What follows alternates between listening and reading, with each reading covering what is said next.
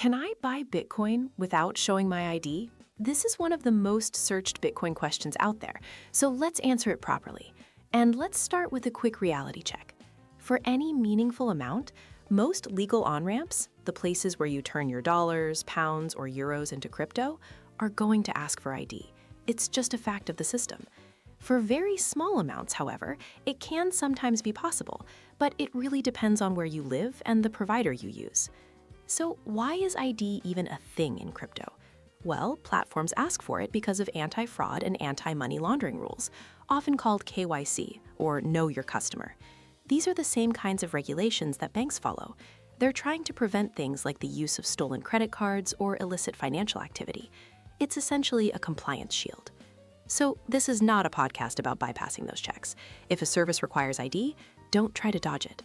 We're just talking about what's legitimately available and what it really costs you, because there's a trap here you need to be aware of. A lot of flashy offers for no KYC or 0% fees are either outright scams designed to steal your money, or they hide the real cost in a terrible exchange rate where you end up paying way over the market price for your Bitcoin. So if you want to explore this, there are basically 3 real-world paths, and each comes with its own set of trade-offs. Think of it like a highway with 3 lanes. The first lane is the most common, regulated exchanges. Most major exchanges require ID verification. It's the standard route, and honestly, if you want lower fees and fewer problems down the line, this is how most people do it. The goal with privacy shouldn't be total invisibility. That's rarely achievable. Instead, think of it as sharing less data where possible, not trying to leave no trace at all. The second lane is Bitcoin ATMs, or kiosks. These often use what's called tiered verification. For a small amount, say $50, it might only ask for a phone number for an SMS check. But if you try to buy $1,000 worth, it will almost certainly demand you scan a government-issued ID. This varies a lot between different ATM operators and locations. The big trade-off with ATMs is the convenience premium. They're fast and easy, but you'll almost always pay more, either through high explicit fees or a poor exchange rate, known as the spread. Convenience costs more. The third and riskiest lane is peer-to-peer, or P2P marketplaces. This is where you buy directly from another person. These platforms can be legitimate, and many use an escrow service, where a third party holds the money until both sides are happy, which adds a layer of safety. But the risk of getting scammed is significantly higher. There's one P2P scam you absolutely must know. Rule number 1 is to never, ever go off-platform to complete a deal, and never send your money first without a trusted escrow service holding the Bitcoin. If the other person pressures you to do this, to save on fees or speed things up, it's a giant red flag. Just walk away. Ultimately, the less friction you want, the more you usually pay.